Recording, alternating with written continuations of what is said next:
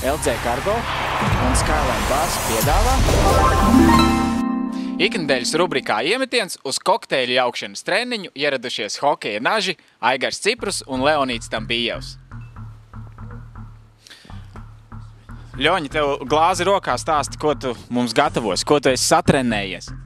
Es gatavoju šodien mojito kokteļus. Man šeit barmans parāds, ka vajag tā uztaisīt.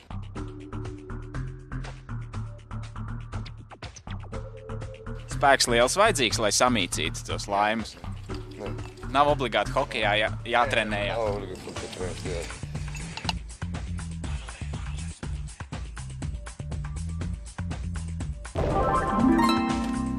Aigar, tu esi tur pie leduskapa, stāsti, ko tu mums šodien gatavo?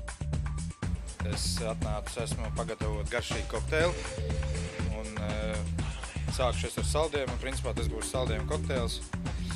Mēs esam sportisti, mēs esam nopietni cilvēki, mēs cenšamies alkoholu daudz nelietot. Pārgriezt Dinamo. Dinamo saldējumu. Dinamo juniors tagad spēlē Latvijas čempionāta playoffā. Kā jums tur sākās? Jā, mēs sākām Latvijas playoffu. Pirmās spēles mums bija ar komandu Monarhi no Ozolniekiem.